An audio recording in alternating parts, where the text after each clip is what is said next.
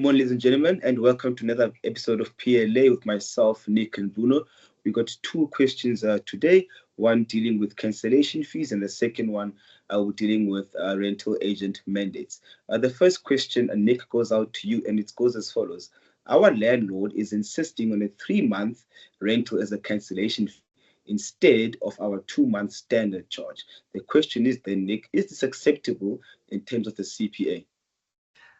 Okay, perfect. So we're dealing with the CPA section 14, which is a very frequently visited section for this particular channel, is what we're looking at. Okay, section 14, as a reminder, deals with fixed term agreements. So if there is a premature cancellation of a fixed term agreement, okay, there might be a cancellation penalty which is attached to the early termination or cancellation of that particular agreement. Now, what is important about section 14 is because it deals with fixed term agreements and not in particular lease agreements, okay, the way that section 14 is drafted is quite wide, okay?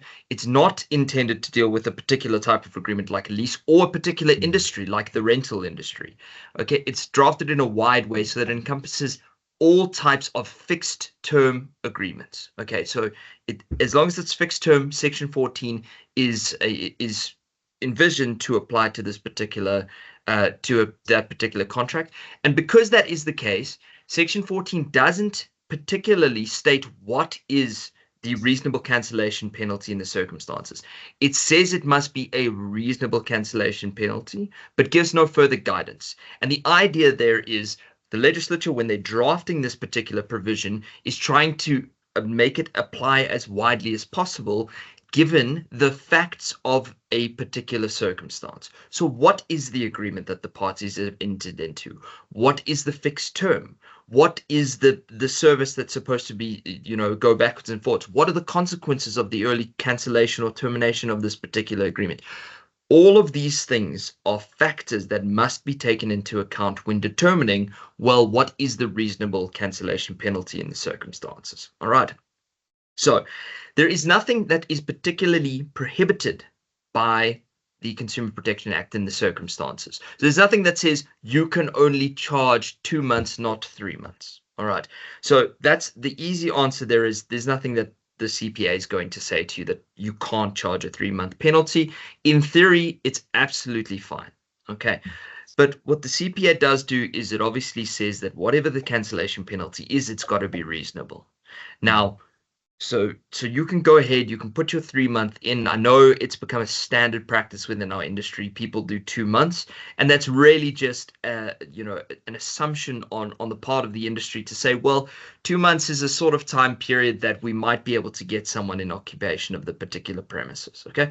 And it's become a practice that we've done. It's a fairly good practice, to be honest. But it's by no means a hard and fast rule. You can put in 3 months if the parties can come to an agreement to that effect. Absolutely no problem.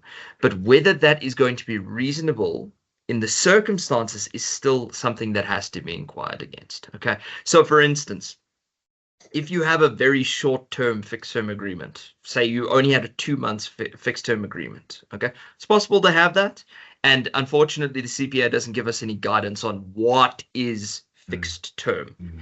So in theory, you could have a 2-month fixed term agreement to include a provision in that agreement that if there's a premature cancellation, you must pay me 3 months of early cancellation damages.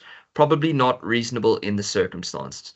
But as you can see, this depends highly on the facts of the particular particular contract. It might also be unreasonable if you have a 10-year agreement to say that if there's an early cancellation, you pay a 3-month cancellation penalty. Because if they cancel in month 6 of 10 years, 3 months might be a little bit too little in the circumstances, because there's a lot that's been foregone as a result of the early cancellation. So in short, can you have 3 months instead of 2 months? Yes, absolutely. There's nothing that's against legislation in that particular circumstances. You will have to be able to justify the reasonability within the context of the contract that you are entering into. Absolutely. So yeah, thank you very, very much there, Nick.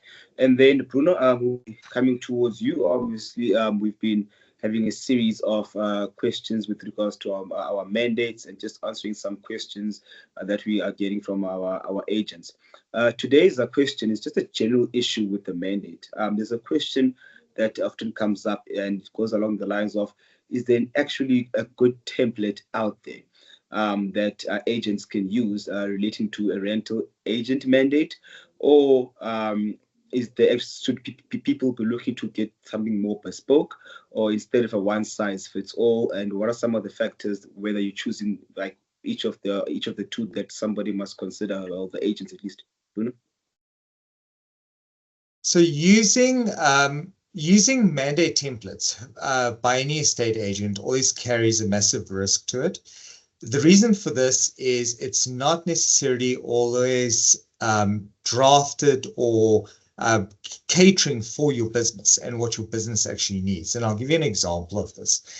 So in the leasing space, I'm a big supporter of the TPN leasing mandate, the rental mandates there, because they set a really good, strong foundation. And I've compared this to other mandates that have been drafted, and nothing beats it from a template perspective. But even under those circumstances, one does need to consider the reality that depending on where you're going with your business, it might need to look different. So for an example, if you're planning to sell your rental book, that is a business decision that you need to factor in when preparing these mandates, because you may need to include something in the mandate that allows you to cede the rights to that mandate to somebody else, and the landlord needs to be aware of it, or at least consent to it, as opposed to it being disallowed. So that's something, for example, that's quite particular, but it's because you as a business owner, as a rental agent, need to think about what is the future of your business, because if you're planning on creating an asset of value, that is definitely an outcome that you want to make sure that you cater in. And you can't do that if your rental mandate ties you or ties your client to you and you to your client, meaning that you've got no asset of value, because once you're gone, the client, technically, there is no mandate that you can sell over, and you would have to try to persuade this client on the sale of any business to sign a new mandate with the person that you're selling to. And imagine sitting with a rental book of 1,000 people, having to go phone up each and every one of those people and convince them that they need to sign a new mandate. So that's just one example.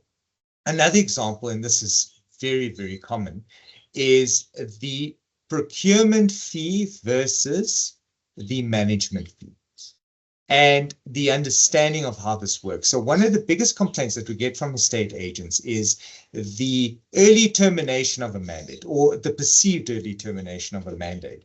Now, the problem that we experience in practice is mandates are fixed term agreements, so there are entitlements to cancel the mandate. Things don't go according to plan, not the way that you want them to go according to, which means that even if you have great clauses and you tie the person in for 12 months, if they do terminate early, what are you going to do about it?